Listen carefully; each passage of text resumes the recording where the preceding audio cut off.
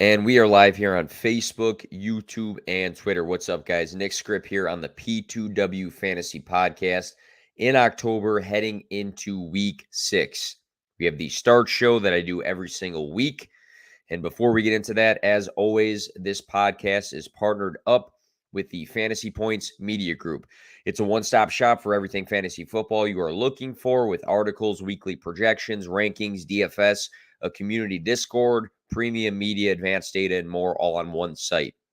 I have my midweek mailbag show every Wednesday for their YouTube channel, and host the Extra Point Show on Sundays for Fantasy Points. Go check out the site. Well worth it. Use promo code P2W22 for a discount. So as I said, opening things up here, this is the starts show for week 6. Excited about that today, so stick with me here.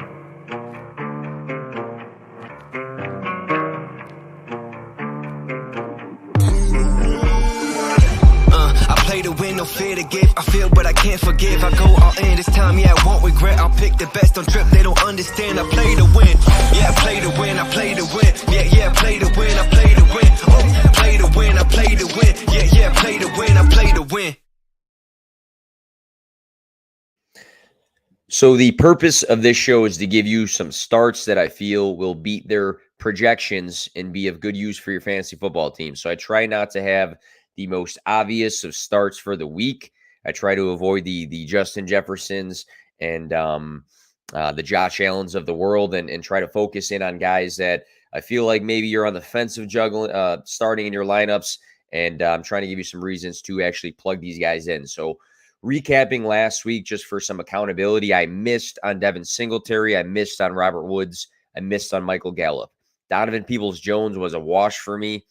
Teddy Bridgewater was injured right away, and my tight end suggestions did not play. So those were not great, but I feel like I did have a good week because I hit on Jeff Wilson, Ramondre Stevenson, Travis Etienne, Mike Williams, and Tyler Lockett. So overall, pretty solid week here. So what I typically do is go through one quarterback and then a series of running backs, wide receivers, and maybe a tight end or two. Hopefully they actually play this week, but we'll kick things off with the stream for the tight ends. So the guy I'm going to mention is actually not too much of a stream, but I feel like based off of his start percentage, I can mention him. But I want to talk about Kirk Cousins because he's only being started right now in 42% of sleeper leagues. So, for somebody that's rostered universally, for what it seems like, he's not being started in even more than half of sleeper redraft leagues right now. But he plays the Dolphins. The Dolphins give up the 3rd most points per game to quarterbacks on the year right now, and the 5th most passing yards per game. They will have their own struggles in this one, starting a 7th-round rookie quarterback in Skylar Thompson, with Tua and Bridgewater out for the week. Cousins is currently the quarterback 11, averaging 17.28 points per game. Number 6 in passing attempts, number 9 in passing yards. Only 7 touchdowns on the year, but the 39 red zone attempts, which is number 2 for quarterbacks, stands out and says that things should change when it comes to that area of his statistics with the touchdowns. His yards per attempt, air yards, and deep ball attempts do not shine, but Player Profiler lists him as number 6 in true completion percentage at 74%. So that's a good sign, throwing to the likes of Justin Jefferson and his gang. Coming off of a game of over 20 fantasy points, I like his chances at a repeat or maybe over this mark again in week 6. So Kirk Cousins, put him into your lineups for week 6 versus the Dolphins. Again, not a stream, so I know the screen says stream, but I will say with somebody being started in under 50% of sleeper leagues, I do want to push for Kirk Cousins to be a good play this week. Second guy I'm going to mention, major dart throw, and hopefully I don't, massively regret this one, but I'm going to mention Justin Fields versus the Commanders. And don't call it a homer pick, and it will mean nothing if you hear that, if you're hearing this stream on Friday or Saturday, it's the Thursday game, the Bears versus the Commanders, which some people have said that they are dreading, but I'm excited for it as a Bears fan. But again, if you are hearing this stream on Friday, Saturday, doesn't matter now. You could say, it was smart, it was dumb, but Justin Fields versus the Commanders. So signs of fantasy life last week versus Minnesota. He was just shy of a top 12 performance, finishing with 17.02 as the QB 13 last week. He was leading the Bears down the field before a Smith-Marset strip fumble that had me saying really bad words to the TV. But 208 passing yards this past week and a touchdown, 47, 52, and 47 rushing yards the last 3 weeks. He's top 10 in yards per attempt, although he's number 32 in passing attempts. So it's a plus for that, but he's not been able to throw the ball as much as we'd like. Top 3 quarterback in carries, 194 rushing yards, making him 5th for the quarterback position. Commanders are number 11 right now in points per game given up to the quarterback position. I think the leash is slowly getting looser for the passing work when it comes to what Fields is able to actually do in this offense, even though that wide receiver core looks really, really bad. The biggest asterisk for me right now will be the protection against a team getting tallies in the sack department. So the Commanders are a bit of a tougher matchup when it comes to, preventing the sack, and the Bears do give up too many sacks when it comes to Justin Fields. But seeing, some fantasy life last week, seeing that for points per game to the quarterback position, it's not a bad matchup. I'm going to say that's my hot take of this whole stream probably is Justin Fields versus the Commanders. But Kirk Cousins, big thumbs up on him. Justin Fields really, really depends on who you are juggling right now. Switching over to the running back position, I'm going to go Melvin Gordon here versus the Chargers. So it is the Monday night game, which I typically am not a fan of pushing a start on this podcast for somebody Monday night because you kind of have to wait for it. But I want to talk about Gordon just a little bit in this one. 13.3 fantasy points last week versus Indianapolis in his first game post Javonte Williams ACL tear. 18 total touches on 56% of the snaps versus Mike Boone, who was getting a lot of hype. He had 10 touches in this one for 41% of the snaps. So the Chargers give up the 8th most rushing yards per game, and I capitalize this, THE in all caps, the most fantasy points per game to running backs. James Robinson went for over 100 yards against the Chargers, with ETN adding 45 on the ground.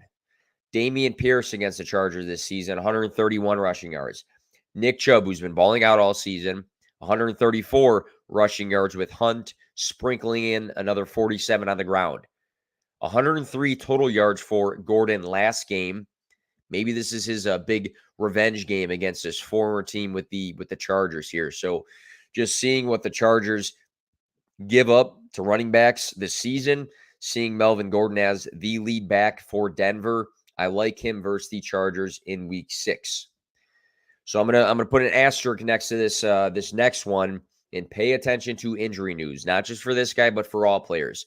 So I took some notes down about Raheem Mostert versus the Vikings. It came out like 3 hours ago now that he did not practice today due to something going on with his knee. Could be significant, could be precautionary. Keep an eye on it. If he is limited going into the game and might be on a snap count or something, then I'm fading.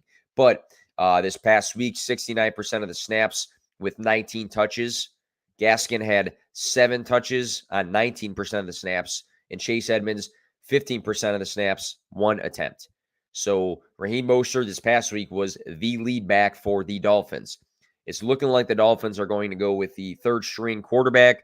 Again, I mentioned this earlier, 7th round pick from this draft class, Skylar Thompson under center. Mostert is running the ball great right now. 17 touches week 4. He got a bump to 19 in week 5, like I just mentioned. I wouldn't be surprised if he is right around that mark if he's a full go given the quarterback situation heading into week 6.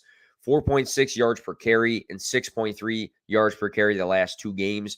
113 rushing yards and a touchdown last week. So coming off of a hot game. Vikings give up the 10th most points per game to the running back position and the 13th most rushing yards per game. He's a volume runner who has been efficient with the situation at hand and with the Dolphins potentially leaning on the run a bit more with the quarterback being their 3rd string. I like Raheem Mostert versus the Vikings if he is cleared in a full go in this one.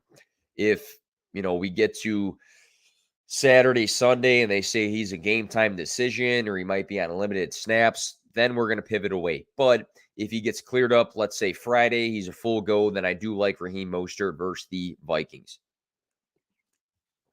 Next guy I want to mention also has an asterisk next to him. It's Eno Benjamin versus the Seahawks. So the asterisk is going to be if Eno is the lead back in this one. Got my guy Larry in the chat. What's good, man? Nice to see you, buddy. When it comes to Eno Benjamin, I'm going to push for him to be a good start if James Conner's out. We're not sure if James Conner is going to go right now unless something came out in between me coaching soccer and this podcast. But this past week, James Conner and Darrell Williams both left early with injuries. Eno ended up playing 54% of the snaps. He scored a rushing touchdown, had 3 catches in this game. He had a pretty good fantasy week. Seattle is giving a good match. It's a good matchup for running backs when it comes to the Seattle Seahawks. They're giving up the 6th most points per game to the position and the most rushing yards per game. Taysom Hill, who is a tight end, and Alvin Kamara combined for 215 yards rushing on the ground last week. Jamal Williams for 108 himself the week prior. And Patterson for the Falcons had 141 rushing yards in week 3, and that's not super that's not typical of Patterson to have all those rushing yards. So obviously Seattle is a good matchup on the ground. If James Conner is a go and does not look like he's limited, it makes sense for him to be a good start for this matchup. Otherwise, if Eno is on an island by himself with no Conner, no Williams, he's a flex-worthy play in a good matchup versus the Seahawks. Next guy I want to bring up, Breece Hall versus Green Bay. So I want to bring up Breece Hall for a very specific reason. And that reason is that he should be in your lineup every week right now. The last 3 weeks, his snap percentage has risen from 51% to 66% to a cool 69%. In these games, he's climbed from 14 total touches to 19 to 20. Back-to-back weeks with a touchdown. 27.7 fantasy points last game. He is the RB9 across the last 3 games. So everything is trending up for Breece Hall, who started in a major committee kind of behind Michael Carter to begin the season. But we figured, the talent was going to win out. Nothing against Michael Carter, but as a prospect, Breece Hall was a stud. If the game script is to lean towards the Jets chasing Green Bay, I like his chances for a good game even more due to the work that he is getting in the passing game. He's the number 3 running back in targets. He's top 10 in receptions right now. It's not all screenplays and dump-offs either when it comes to Breece Hall. He's had a few plays going downfield, which something you really like to see from the running back position. It's a middle-of-the-road matchup for fantasy, but I love the gradual increase in his snap percentage, the volume, and his overall fantasy production in the last 3 games.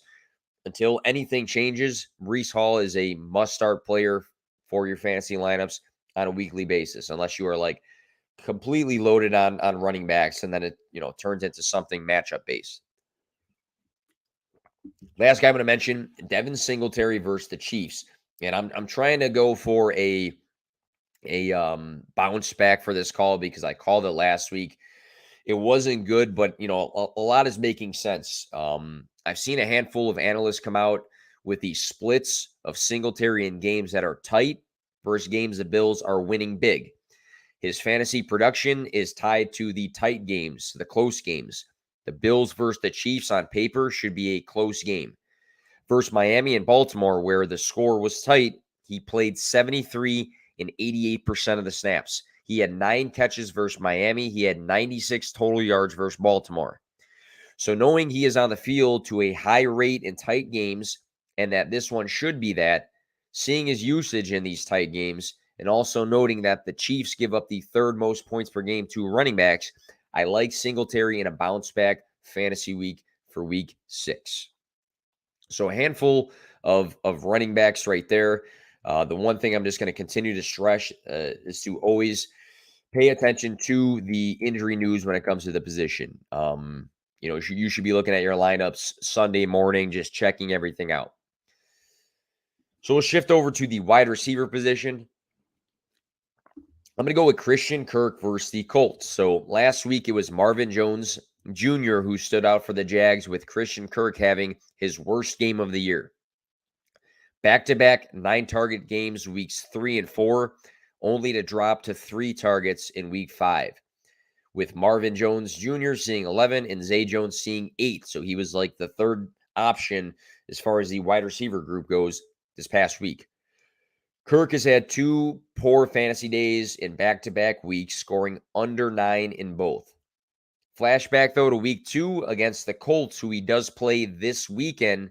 He had 6 catches for 78 receiving yards and 2 touchdowns, 25.8 fantasy points. So he tore up Indianapolis already. He gave your fantasy team a huge boost that specific week. Now he's going back to play that same exact team. The Colts are not the friendliest of teams for fantasy to play against, but after 2 down weeks and having, the confidence to say to himself, like, hey, I balled out week 2 against the same team. This is going to be my bounce back game. I'm full with that narrative. Kirk was the wide receiver 6 across the first 3 weeks. He averaged 20.9 fantasy points during that span. I'd like to think being a solid fantasy contributor is more of the norm versus, the last 2 games. So I'm all for Kirk having a better week, getting back in that right direction against the team he's already been successful with a few weeks ago during this specific season. So Christian Kirk, bounce back game. Next on my list, and I'm going to own up to this one, but Jakobi Meyers versus Cleveland. So I'll be the first to say I was very anti-Jakobi coming into the season. One of the biggest knocks for me was the lower ceiling we have seen in the receiving yards department and touchdowns. He scored last game, and weeks 2 and 5, he had 95 and 111 receiving yards. So that, it goes against my narrative that I was firm into coming into the season. And as a fantasy analyst, it's important to say, hey, I was right here, I was wrong here, and always pivot when it comes to both. So after missing 2 weeks, weeks 3 and 4, he came back right into 8 targets. Then he was one of 2 receivers this past week pretty much targeted, because Tyquan Thornton was the other guy with 3. Myers had 13 week 2. So this is a guy who after missing 2 weeks came straight into 8 targets, with another guy, having his first really go, a rookie, only having 3. That just shows that he is the go-to right now in this offense. He's already had a game where he's been targeted over 10 times in the season. Clear connection with Mac Jones. It's carried over from last season. Cleveland is smack dab in the middle for points per game to wide receivers. Looking at him being, again, the guy, I trust him to see yet again 8 to 10 targets in this one, which would give him the opportunity to have yet another good fantasy outing. He's already had a 18.5 and 24.1 fantasy point weeks the last 2 games he's played. So Jakobi Meyers being a guy that I wasn't very in on coming into the season, I am in on for week 6. Next on the list, Drake London versus San Francisco. So he did not appear on the Falcons' week 6 injury report.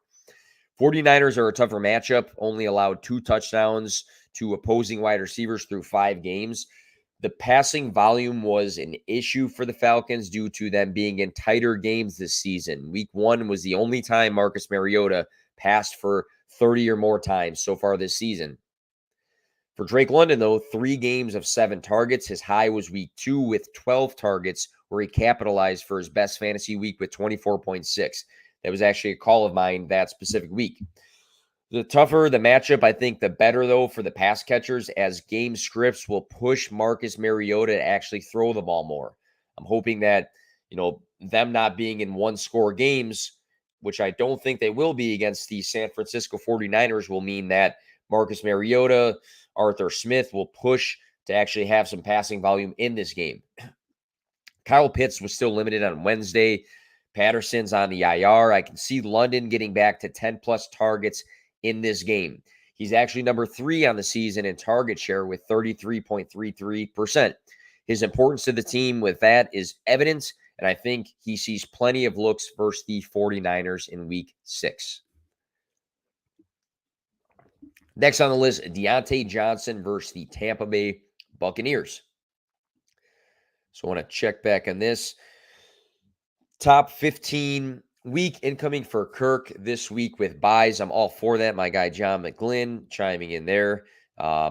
He's also saying Waddle might have a big week with Hill nursing a bad foot. So it's important to check out these slates and see who from the team might be missing. Like I said with Drake London, like Patterson hasn't been super involved in the passing game, but he's a big piece of the offense. He's on the IR. Pitts has been banged up. It might be in the favor of London to see 10 plus targets in this one. Same with what John is saying. If Tyreek Hill is out, Jalen Waddle will hopefully see a target bump after having not a great week. But Deontay Johnson versus the Buccaneers, the focus the last 2 weeks has been George Pickens, the new shiny toy. He's stepping up in the offense. Deontay Johnson, though, is coming off of a 13 target week. He just didn't score enough fantasy points for people to actually notice that. He's number 7 on the year in targets right now with 50. He's a player that earns them and only has had 1 of his 5 games played under 10 targets. Number 4 in air yards is a change as he was number 18 last season with Big Ben. He's had 9 deep targets as well, making him the number 5 wide receiver for that metric as well. So we're used to everybody saying, Deontay Johnson, small A dots, short yardage gains. But right now, there's actually metrics that are saying that he is having the potential to have some bigger plays. Will he always get connected with the quarterback situation with the young rookie? Maybe, maybe not. But I'm for Deontay Johnson having the potential to have those bigger plays, plus added up with him getting some solid targets on a weekly basis. So again, I'm listing another tough matchup here with the Bucs, but also, again, I'm going to note that the game script is going to be more pass heavy. We just saw Kenny Pickett this past week have over 50 attempts. I'm not going to say he's going to throw the ball 50 plus times again, but knowing that Deontay Johnson has been targeted at a 10 plus rate in all but one game this season, and also been a guy getting looks further down the field, I like him in this matchup. It's going to be important for Kenny Pickett to establish something through the air. And I know George Pickens has looked really good, but Deontay Johnson is quietly the number 7 wide receiver in targets. So down weeks make people pivot away from guys like Deontay Johnson, just with him not, scoring 20 points on a weekly basis. But game script and seeing what he's getting and what he's earning in that offense, I'm for Deontay Johnson against the Buccaneers. Want to mention DJ Moore versus the Rams. Really risky pick just because of the situation at hand, but maybe no Matt Rule, who just got fired, or Baker Mayfield, who is hurt, might be better for DJ Moore, because you might say to yourself, hey, maybe things don't get worse for him. Week 10 in 2021, PJ Walker, who is going to start this week, played 88% of the snaps, so he was the starter. He went 22 for 29. DJ saw 7 targets in that game. The big question mark right now is how this offense is going to look in week 6 versus the Rams with PJ Walker and whoever's the interim head coach. Obviously could have looked that one up, but again, we're focusing in on the players here. But DJ Moore is participating on 100% of the Panthers' routes. He's had 3 games of 14-ish yards per catch. We know the upside of DJ Moore through his resume for the receiving yard department. That 1,100 plus receiving yard outage is one that people reference pretty often. This could be a game, though, for DJ where the game script forces him to have 10 plus targets his way. How effective those targets are going to be from PJ Walker, that's the big shoulder shrug right there. But people are hesitating playing him, just not knowing how PJ Walker is going to look. They're looking at the Rams, but to me, it's a good matchup, knowing that the Rams give up the 4th most points per game to wide receivers, and knowing that there's a big potential that DJ Moore sees 10 plus targets in this game. Last wide receiver, I'm not going to say is a necessarily a start, but he's somebody to put on your radar and maybe stash this week. But Wan'Dale Robinson, the rookie out of Kentucky for the New York Giants, he's playing the Baltimore Ravens right now, which is a good matchup when it comes to the wide receiver position. I'm not sure what his status is going to be going into this game, but this is a guy that was a 2nd-round rookie pick from the current staff. Some people have noted that, well, hey, Kadarius Toney was a first round draft pick the year prior, but you have to understand it wasn't the same coaching staff. So you have to think like these guys that are currently running the system wanted this guy. He was the number 3 player in the nation for college football last year with receptions. He was over 100 receptions, so he's used to volume. He's a slot wide receiver. Dable, the head coach, is coming from a Bills system that heavily utilized Cole Beasley as the slot wide receiver the last 3 years. The wide receiver 1 for the Giants has been up for grabs with guys like Darius Slayton and Richie James and Davis Sills getting looks. There's a chance he is the wide receiver 1 once he's healthy. So monitor his status through the week. But if things, change up and are on the ups, it's a prime matchup for wide receivers versus Baltimore. I think they're number 2 in points per game given up to the wide receiver position. So if anything, I'm saying stash Wan'Dale Robinson. So maybe he's not necessarily a start. Monitor the injury, but if you have room on your roster, stash him because the Giants are pretty desperate for a guy to lead that wide receiver room, even though that, the team has actually been pretty good this season, 4-1. So those are some guys to consider. Again, injuries are going to be an impact when it comes to making those final decisions, but I'm hoping you guys kind of see just the reasons for why I feel like these guys should have a week of good volume or good production. So we'll finish off with the tight end position. We'll kick things off with a guy that I, again, have historically not been super in on for fantasy, but I do like this season, and that's Hayden Hurst. He's playing the Saints. It's a stream option for the week. He's still rostered in under 40% of ESPN leagues. Keep an eye on him with him being limited with a groin issue, but I have a feeling it's not going to be something that's going to hold him out. T. Higgins, on the other hand, may not play this week, and if that is the case, Hayden Hurst gets a bump. He's had 3 games now of 7+ targets.